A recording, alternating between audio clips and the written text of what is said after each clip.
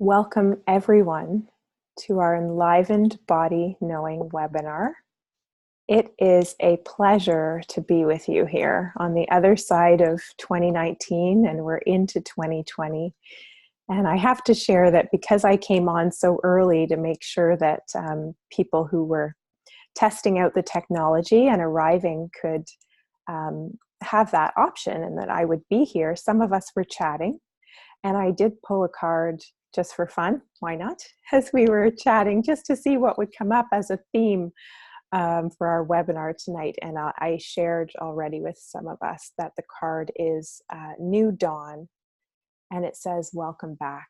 And I'll say that the theme of this webinar for me is about a restlessness that I have felt in my body, a restlessness for change, a discomfort and grief with some of the societal systems and infrastructures, and I would say, that impact the world, around the world, that are causing so much suffering and devastation, and also feeling the hope and some kind of really deep knowing that a new world is emerging at the same time, just in the way that compost becomes rich and fertile, and as it's dying and decaying, there is simultaneously new birth and new life. It's not a black and white process. It's not a line in the sand that something collapses and something new is born. It's a transition, and it's a process. And I feel that we're ripe in this process for something new to be born. And I do feel that it's going to come through us. So I think what I'll do is just start sharing the PowerPoint presentation, get that going and work from there.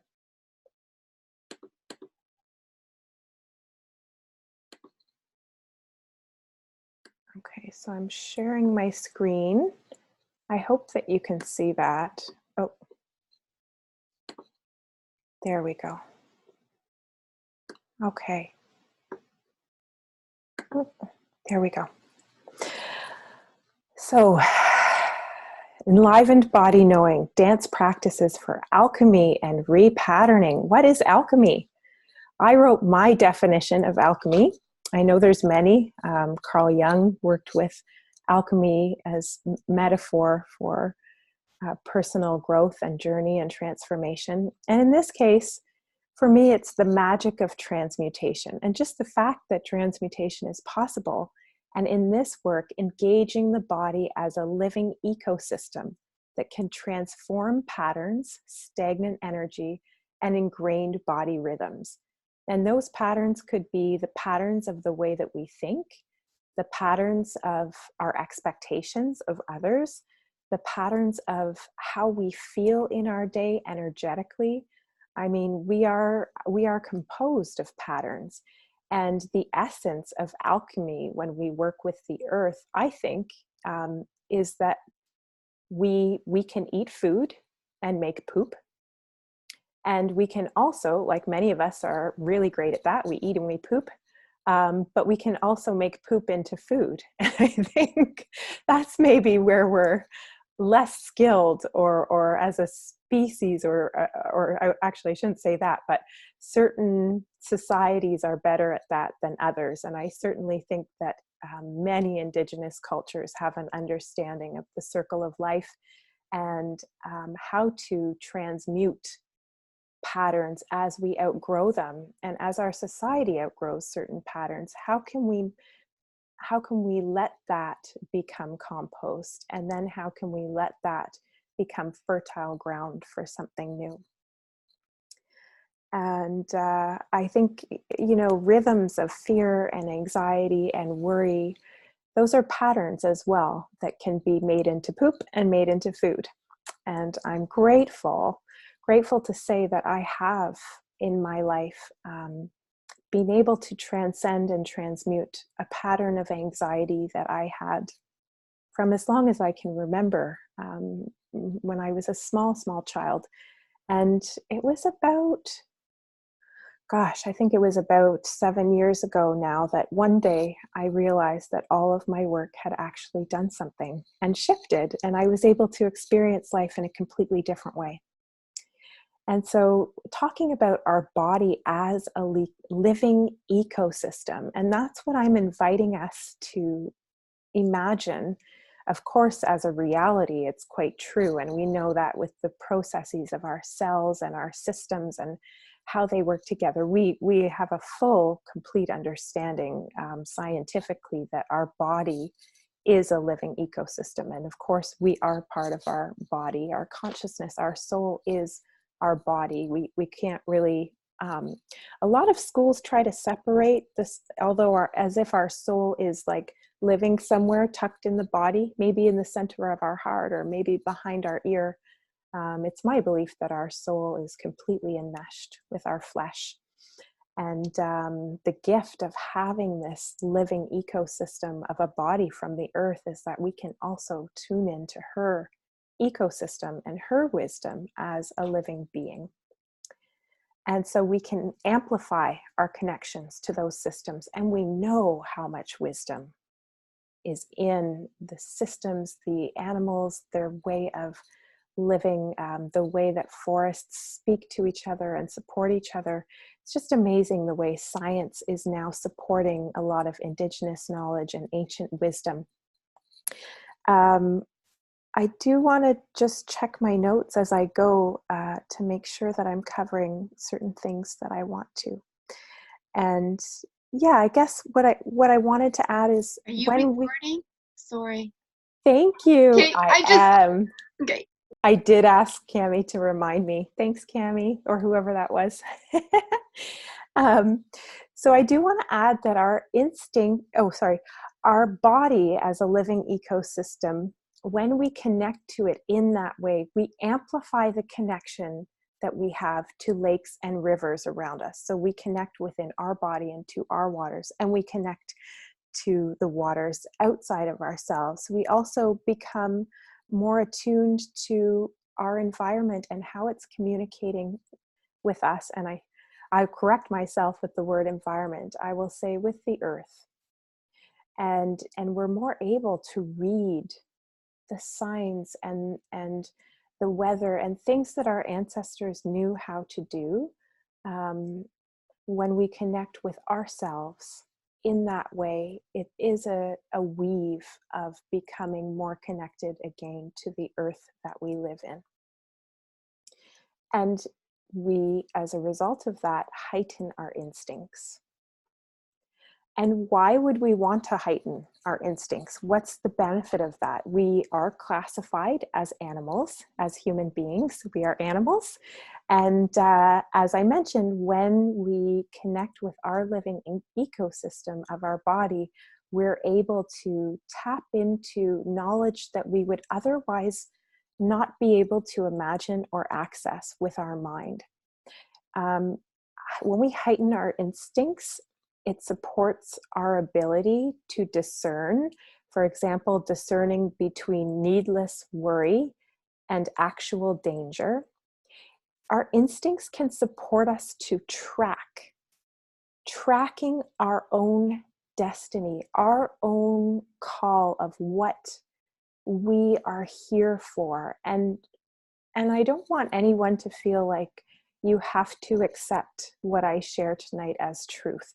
This is my truth, and you're welcome to take what feels nourishing and good and let go of anything that does not feel true to you. It's not meant to be a burden for you to carry at all.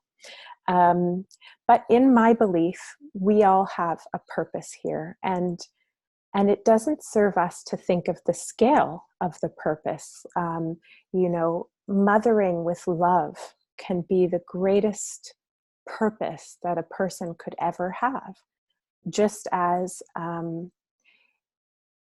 creating a business that offers, let's say, healing for sick children. Like, there's all different purposes, and it could be being a present gardener could be an incredible purpose. But we do have paths, I believe, that feel ultimately more nourishing and more satiating than others. And so our instincts can help us to make the day-to-day choices and the day-to-day decisions that support us to almost like we smell. We can smell our destiny, and I'm going to add that our instincts are attuned to Mother Gaia, and she can also guide us in our unique contribution to the emerging new world. When I was tuning in for this course, actually, I'm going to go back for a second. Let's connect with our bodies. Let's take a moment to become maybe a little more embodied, present to our bodies if we haven't yet today. So just, if you choose to, you can close your eyes or just looking down, maybe away from the screen. And I'm going to guide us to connect with breath. Welcoming your inhale as if it's the most delicious dessert and it's the last bite. So you're welcoming it in and savoring it as it rolls in.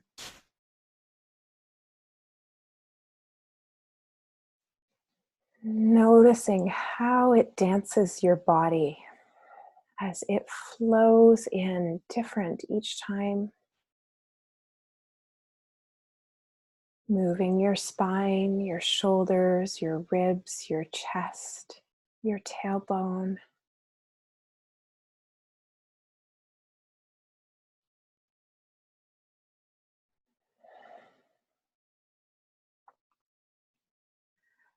And on the next inhale, imagining that your inhale goes all the way down, traveling all the way down to the base of your pelvic floor,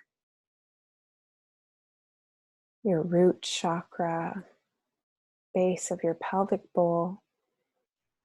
And then at the end of your exhale, when you're squeezing out the last of your breath, squeeze your pelvic floor as if you're about to you're holding your pee, pushing out the end of your exhale.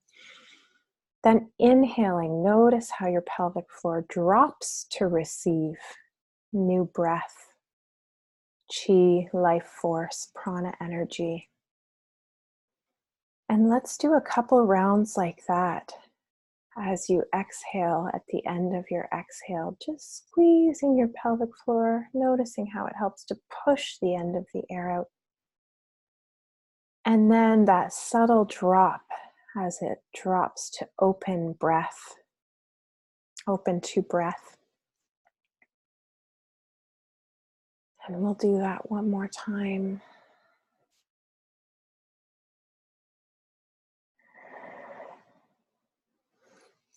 And now taking a whole breath cycle to roll your shoulder. So making a circle with your shoulder, always staying within your boundaries of what, if you have any injuries, be mindful. But you're making a super slow circle with one shoulder as you inhale and exhale. And when you're complete, just notice the difference between your two shoulders. From a place of curiosity, not at all from a place of judgment, but simply noticing what feels different. Which shoulder is holding more tension?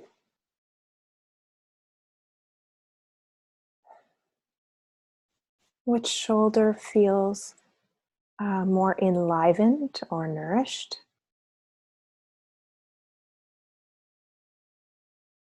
More flexible or spacious?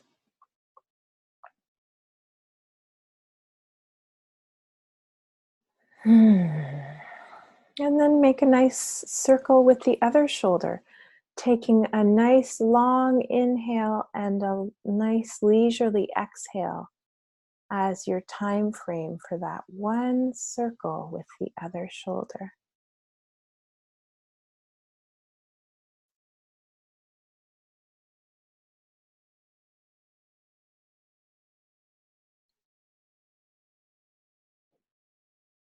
And then let it drop.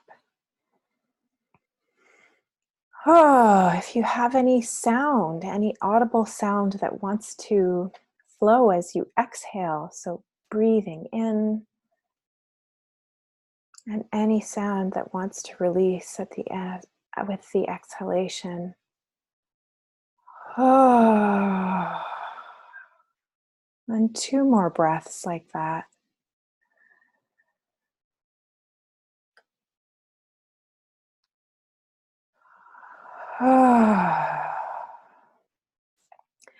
And then just welcoming the presence of that greater source. You may call it the universe, you may call it God or Allah. You may have a name of a goddess, Sophia, Spider Woman, that makes you feel connected to that divine energy of love that is the matrix, that I believe is all around us and within us. And in your own way, welcoming yourself, which is intricately connected with the divine. It's closer. The divine is closer than our breath. It's in us. We are it. And yet it does take consciousness to remember that we are connected and to engage that other loving energy. That for me is a big part of enlivenment, engaging that connection and that part of myself. Perhaps there's a color or an image that comes to you as you open to connect with the divine of yourself and the great mystery, the source. And it could be a sensation. You might not see anything. And it might be so subtle that it's hard to detect. And you use your imagination to welcome the frequencies of love and connection.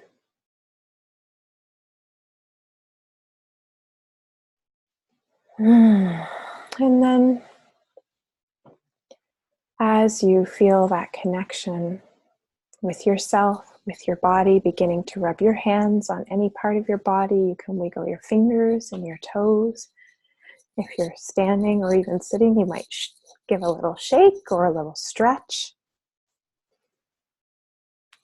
And when you feel ready in your own time, you can open your eyes. You might choose to have some water, which I'm going to.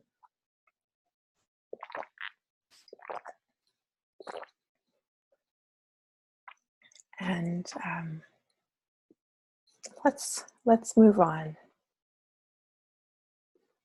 So when I was tuning in for this course, I turned to a book of poetry, which is also a divination system that was created by a dear colleague, friend, and mentor, Andrea Matheson, who happens to be on the call with us this evening. And the poem that I selected through the divination, I looked at the card, and this was the poem that went with it. I want to move with you. Oh, and it's important to say that this is through the voice of Gaia. So the work is called Gaia's Invitation, 120 poems from the sacred earth. So this is from the voice of Mother Earth. I want to move with you, but when your body is consumed with fear, the cord between us frays. When you race with panic or greed, your footsteps grate against me. Let your movements come from silence. Joy will ripple through your flesh. And I'm going to read that another time. And you may choose to close your eyes for this one, or maybe you choose to really focus your gaze on that image of the wet stones and the water and the green moss. I want to move with you, but when your body is consumed with fear, the cord between us frays. When you race with panic or greed, your footsteps grate against me. Let your movements come from silence. Joy will ripple through your flesh. And this is something that I have intimate experience with.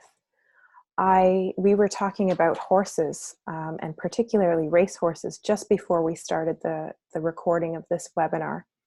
And I often compare myself to a racehorse in much of my life, a racehorse that's at the gate, nervous and kind of excited and sort of chomping at the bit and ready to go. And and that hustle, that for me was coming from a place of fear and patterning that was connected to the anxiety and also some trauma.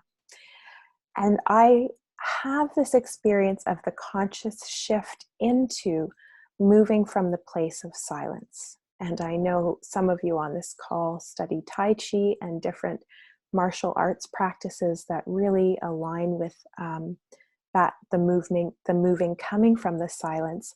And for me, the silence, it doesn't have to be still. It's more in flow, and it's more of a feeling of harmony in my body. I can still move and do and accomplish and rest. And when it comes from a place of stillness, it's not that I'm pushing myself to do something for some goals I've set for myself that are not aligned with my body and my destiny. And so that navigating that dance of what is my authentic call, what is my authentic knowing in this moment about what I need to do today? And what does my body know that I don't, in terms of guiding me with decisions I make, perhaps about how much I take on, how much work I take on, or who I choose to nourish relationships with. And I will say that I am in a place in my life right now where I feel more centered, more grounded, and more me. Maybe I mean more in alignment with my core essence than I have ever before. And there is a joy that emerges from that is very much a ripple. I wanted to share a little bit about Bayo Akamalafe. And I came across him a few months ago in an interview with Sharon Blackie, who's a psychologist, and she does a lot of work with land and place and myth and remembering our Indigenous roots, those of us who are disconnected from our Indigenous ancestors who lived in a more cyclical way in harmony with the earth. And she was interviewing Bayo, and I was so captivated by what he was sharing. He's a poet, a psychologist, a philosopher, and a professor. And he has written about PostActivism. And he says, times are urgent, let us slow down, which may seem a little confusing. Why would we slow down? The times are urgent. We need to, climate change is here, disasters are here, war is here. And he says we tend to repeat the features of the same systems that we're trying to confront when we go out there to confront them. What can we do differently? In other words, the way we're responding to the crisis is part of the crisis. The ways we have articulated the problem is part of the problem. And he says we're in troubling times and exciting times. And I loved, he talked about the atomic bomb.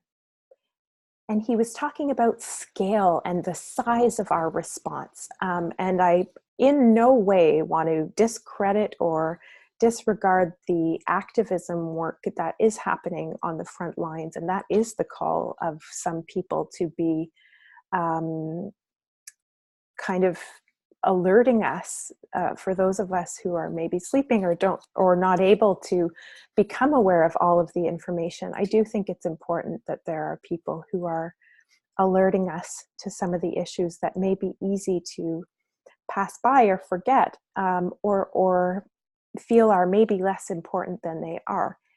And also, he talks about the atomic bomb and how the tiniest particle can have such an enormous impact. And he compares that with not getting lost in that size equation and not necessarily being fooled into thinking that the small things don't matter. He says that maybe the world is calling us to a different kind of response today. And in my body, that feels true for me. I have been an activist on the front lines. I have, in my university days, was quite active in protests and, you know, having the rubber bullets shot at you and gassed and all these things that at this time in my life, it doesn't resonate for me to do that. What feels exciting and enlivening is the possibility of the magic of the small actions and how they can ripple out. And also the possibility that the earth herself is an entity and a being with a consciousness that is surely much more intelligent and complex than my own. If I take a look at the intricacy and wonder of nature's systems and creations, that I could potentially align with her plan or her way of harmonizing and rebalancing through connecting to my body. And so that's a little bit more about why this course, because I think different types of activism need to be in place for a new system, a new world, a new way to emerge. And Bayo talks about the apocalypse already happened. He's like, everybody's waiting for the apocalypse. It already happened. Look around. The systems, you know, there's war. There's a continent on fire right now. It's already happened. We're in the civilizational crisis. And I hope I'm not alarming anyone by these words, because I'm certainly not meaning to, but it feels really true for me that we are in a process of decay, and these systems and structures are decaying. And it doesn't feel like a big collapse to me. It feels like a slow decay. And it provides fertilization for something new to emerge. And that's what feels very exciting to me. And he says, sorry about that. Let me just there we go. Falling may well be flying without the tyranny of coordinates. And so the online course that I'm proposing is a form of activism for me. And it may not be that for you, or it may not need to be that for you. It could be juicy for you in another way, should you feel called to join us. But the activism I propose is in exploring the magical, the alchemical, and consciously repatterning, using playfulness and curiosity to open the doors to new possibility. I propose an activism that is beyond the broke and fix it model. I propose an activism that's anchored in exploring pleasure and vitality as threads that can be woven throughout our daily existence while grounding in humility. Awakening to the regenerative and creative nature of our bodies and her interconnection with the world could be the atomic bomb our world needs. And you'll notice I spelled balm, B-A-L-M, not B-O-M-B. So that's my intention with the invitation. I want to share some changes that I made in my life. A few months ago, this photo was taken when I just arrived back from spending the month of October in Finland. And I came back home knowing that some things needed to change.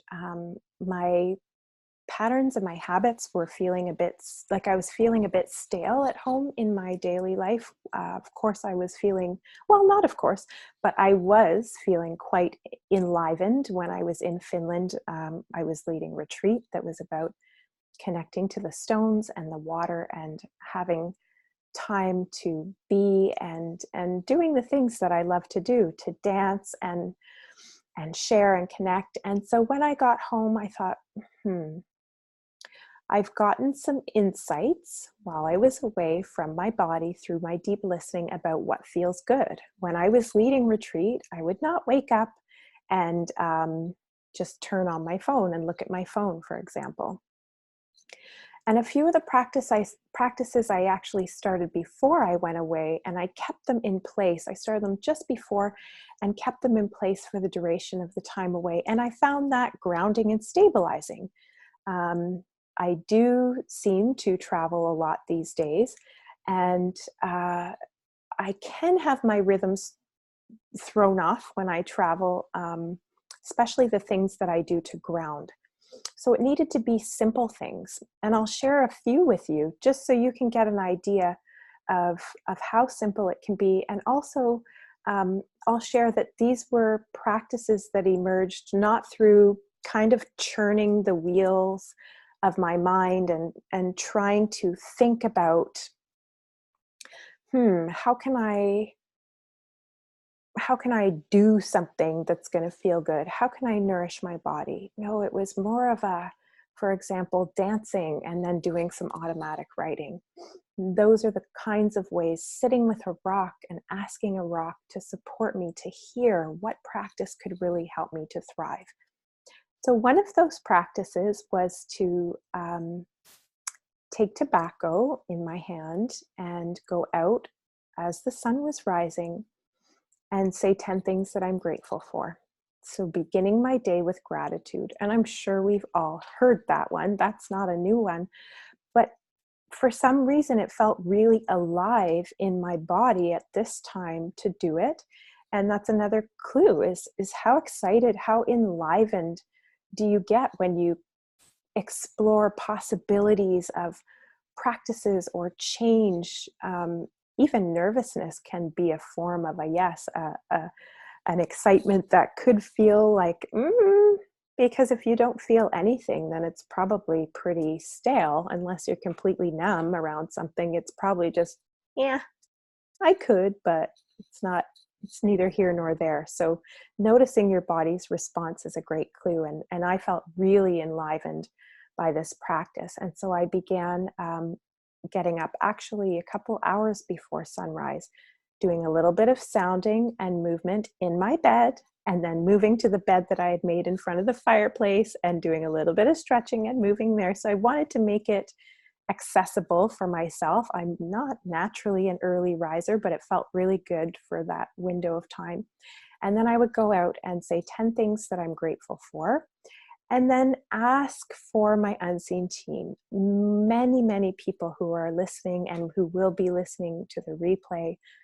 There's 67 of us who have committed to this hour together. And many of us have practices of working with what I call unseen team, either angels or ancestors or guides, elemental energies. And so I really consciously would ask them to support me in my service for that day. And I offered my service at the earth altar. I want to be in service. I don't know what that looks like. Please help me. And through the simple choices throughout my day. And it could be choosing to smile at someone when I maybe wasn't going to. Again, it doesn't have to be big. It could be, but it doesn't have to be.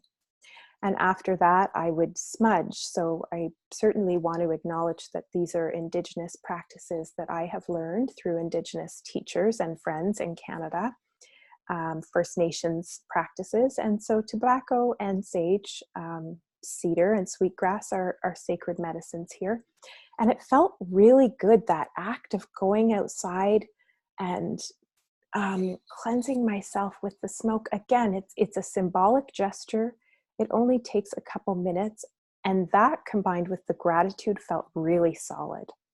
The other thing that I started doing was putting a big glass mason jar of water out at night.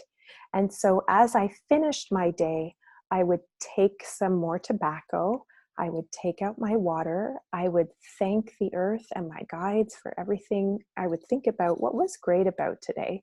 And then I would also ask the stars and the earth energies to bless this water.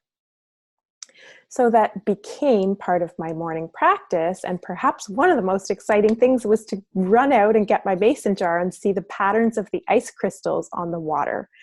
And so that's part of what some of you may read in a recent newsletter,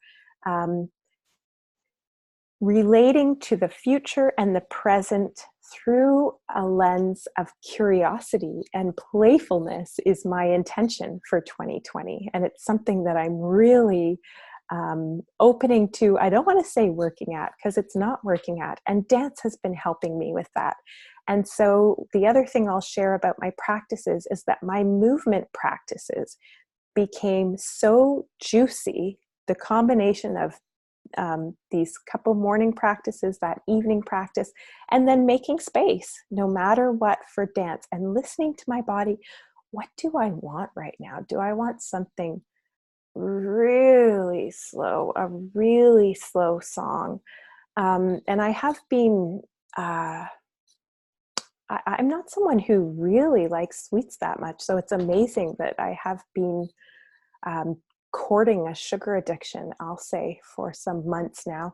And I found it really interesting that I would, if I was craving sugar, if I thought about my dance practice, I'm like, that dance practice is so much more what I want right now. I'm going to put on some good music and really get into the juiciness of that. And so I've continued to explore with the dance practices and how they feel. And of course, a lot of those kind of simple movement explorations will be in the online course.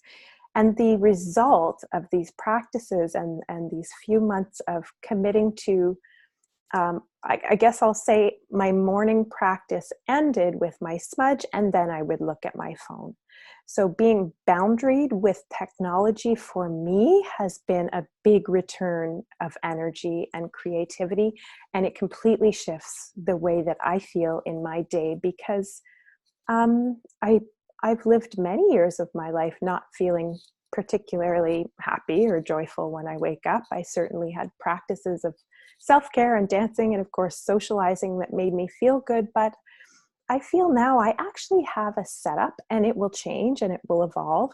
But I know how important it is to have some sort of simple ritual and ceremony to support me from kind of having it's a good life. Yeah, there's challenges. Yeah, there's not, but it's fine.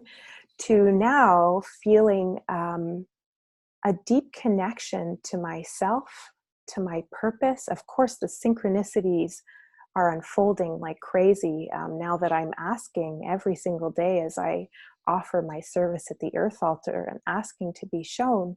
One of the things that I heard in the summer as I was listening to Gaia for some wisdom and guidance around my service was to listen to water for 100 days. And so I did. I spent time listening at the lake and at the river. And if I didn't have the spaciousness for that, I listened to the splashing while I washed dishes rather than a podcast. And so that there will be some elements that I would maybe share later in the online course. That practice changed my life.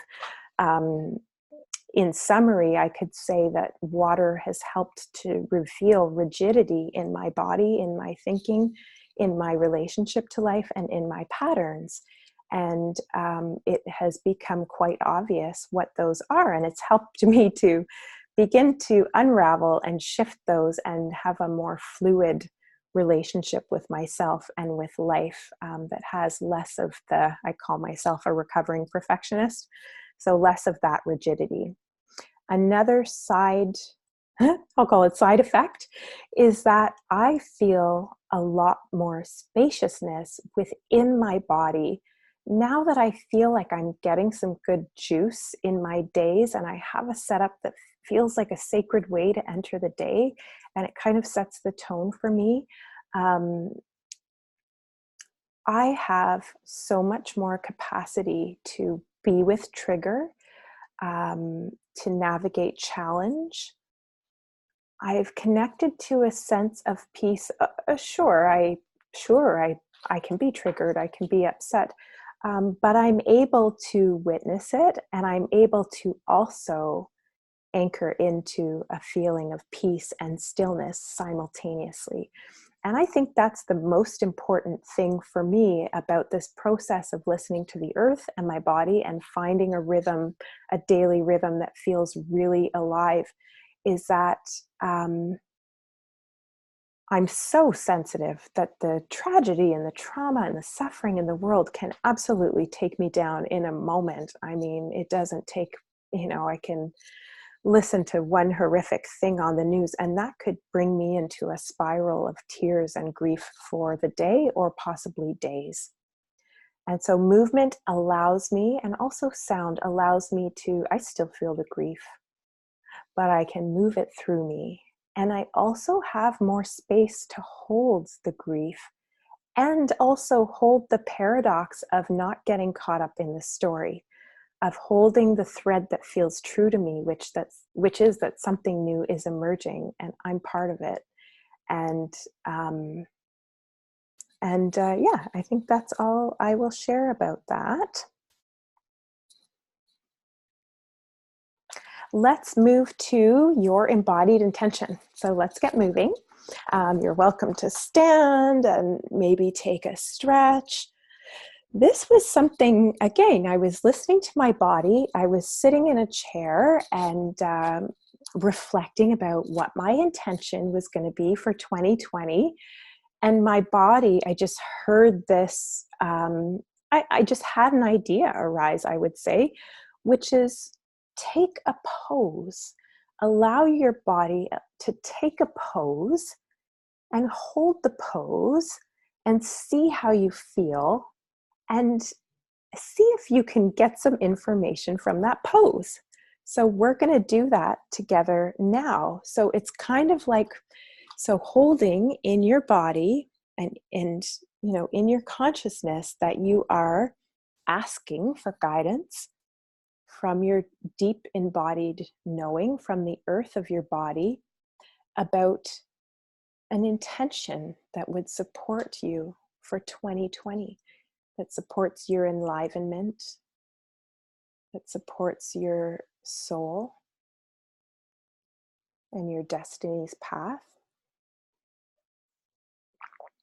And your pose, you can really just move around until something feels like, oh, that feels good. That's really the hint that gives it away, is, oh, that feels good. Oh, that feels right. And maybe one arm, I don't know if you can see, maybe one arm is in the right place, but the legs are maybe not quite right. Or maybe it's, oh, maybe I actually want to be on the floor.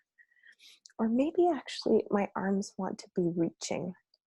So I'm just going to give us, and of course, this is something you can take with you beyond, like we're going to play with it now, but you can spend more time playing with it at home. I'm going to give us 2 minutes now. I'm going to set my timer so that you can just play with that.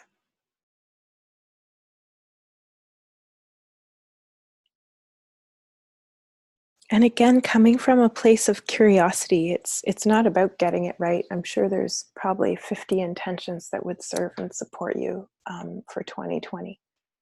We're just looking for a clue, a hint for one of them. And once you find it, holding that pose for as long as you can. It might be uncomfortable, but breathe, at least send a few breaths into it. Noticing how you feel in that pose.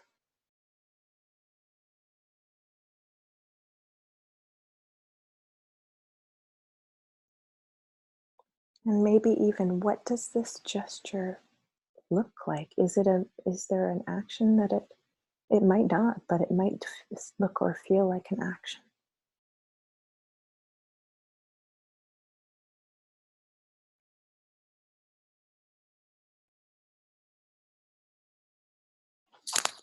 And you might be in the pose and go, wait a minute, there's something that's not quite right. Oh, stretch out my leg. Oh, there we go. So it can be fluid and moving. It might have another iteration.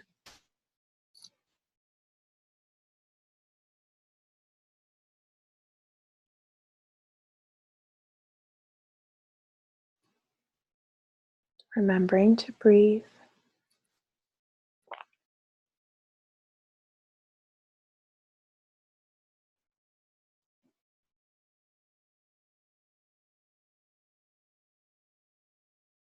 Kind of trying to remember what the body, try to remember this pose. Ask your body to remember it. And you might not get the whole thing, but ask for a clue. Maybe there's a clue in what you feel, or an image that comes to you through holding this pose. Or a word, you might get a sentence or a message from it.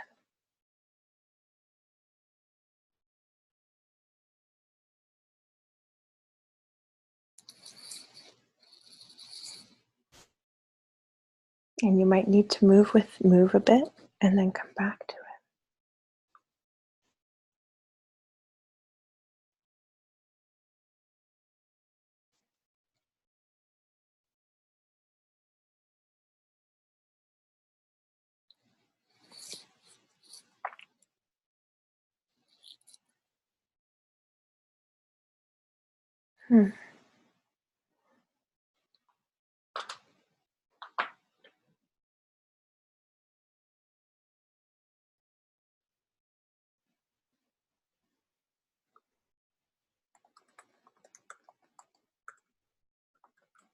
You can maybe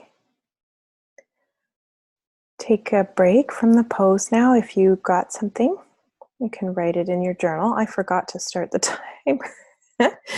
Thought I started it, but I didn't. So I'm just writing what I got on my computer here. So take a minute to write anything down if you want to, or just be present with your breath and your body and notice how you feel now in this moment.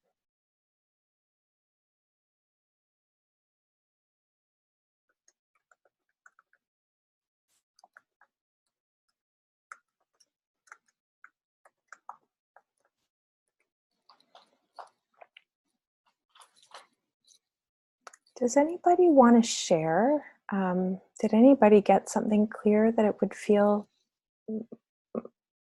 right to share or powerful to share?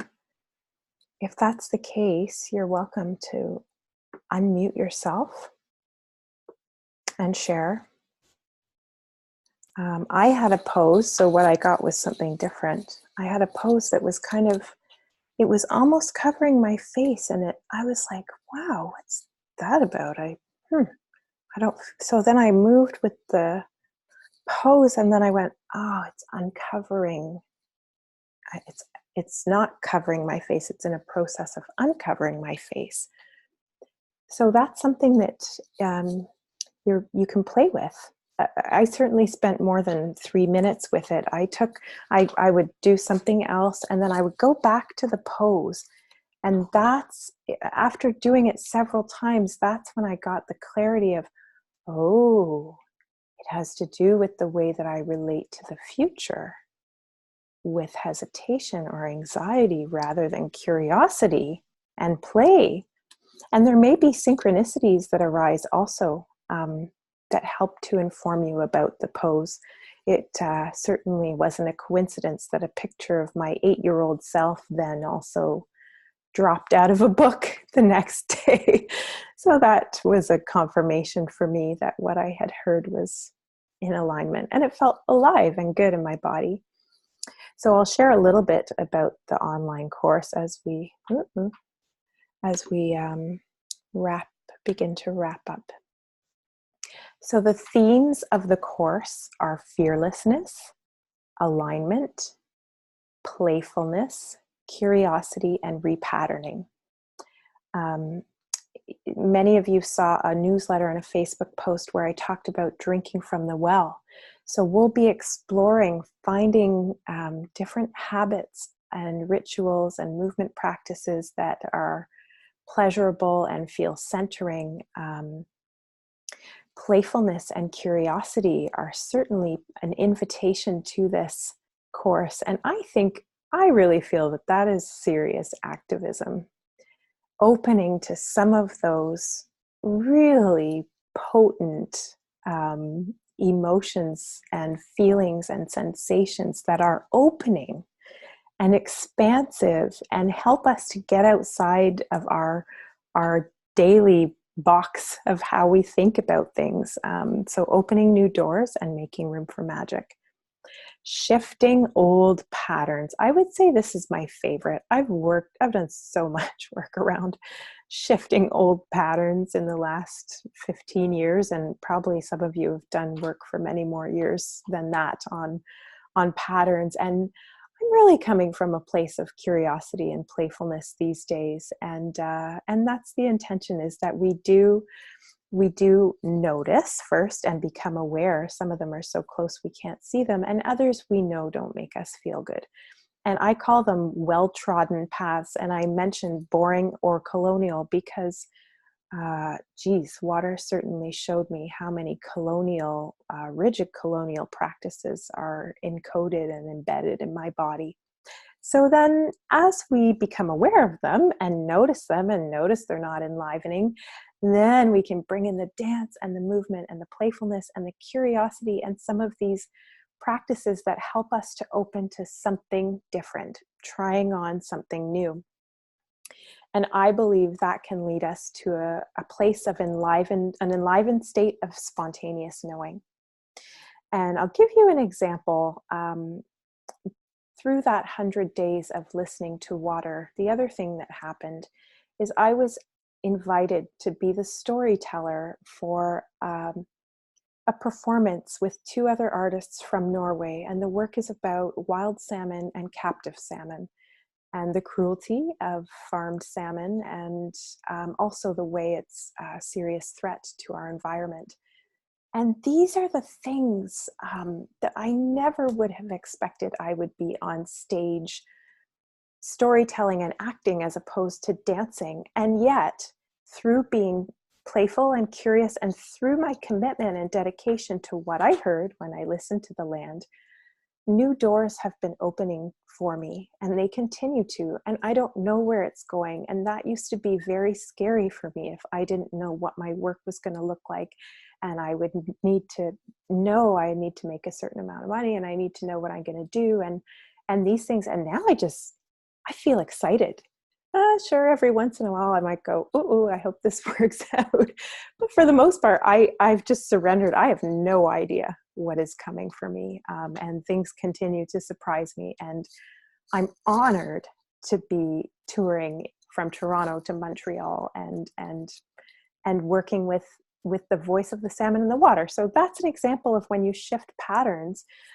Then when you're in an enlivened state of spontaneous knowing, there's a series of yeses and nos that I said in my daily life that came to open this door and this opportunity with this group.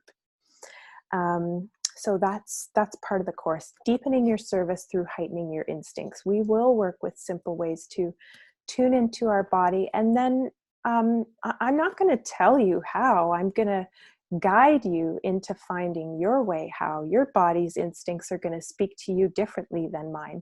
But it's not new. You've felt your instincts your whole life, and maybe some of them are so subtle now you're missing it, but the cues are there, the body responses are there, and some of them we just don't know what it means. So we're going to dive into that.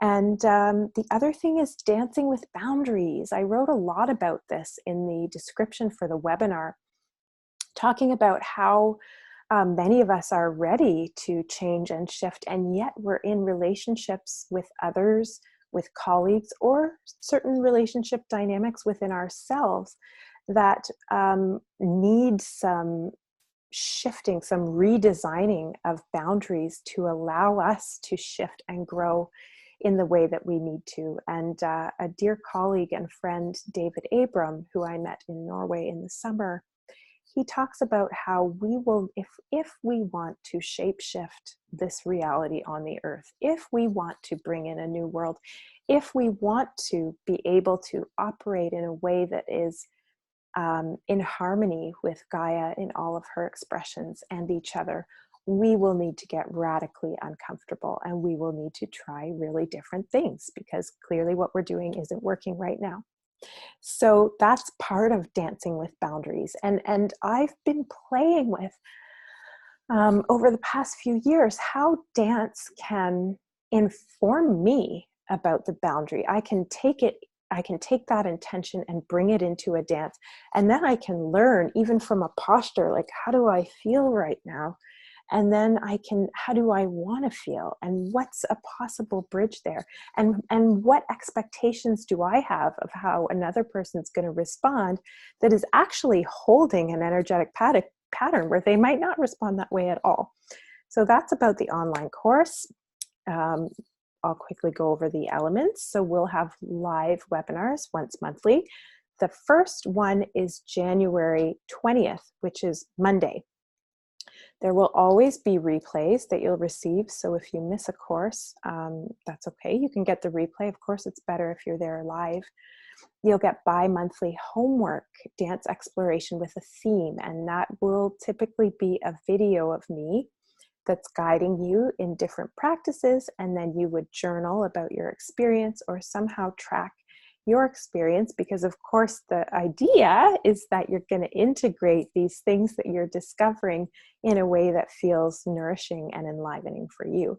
I love to make playlists. I love to discover new music, and I'll have juicy dance playlists that I'll be sharing on Spotify, and you can get a free Spotify account, and I can also put them up on YouTube, but they will have commercials there.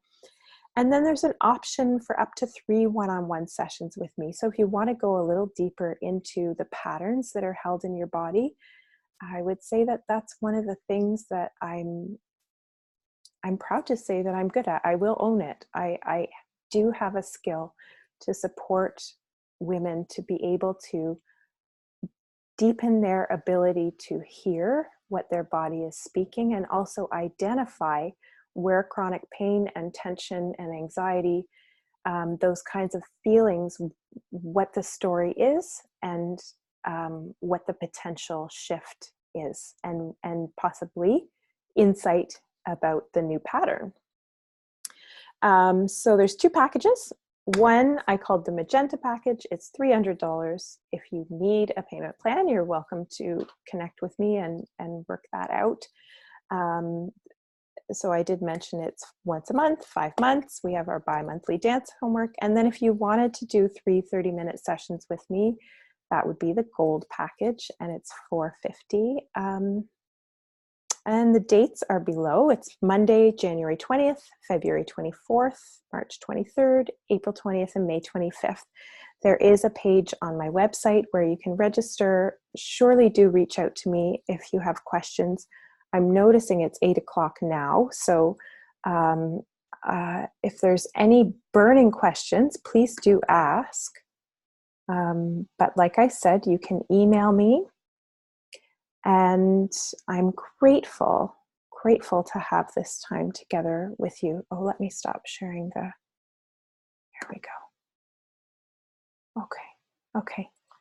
Thank you everyone for being here. I wish you so much grounding and centering in this 2020, which is surely going to have more surprises and more drama and more beauty, and I think more of all of it. And I'd love to be working together for 5 months. And I'd also love if you simply got something great, one thing that feels resonant for you from this webinar, and you feel filled up from that. So with that, I will stop. Maybe I'll stop the recording, and if anyone wants to hang around and ask a question, then I will stay for that.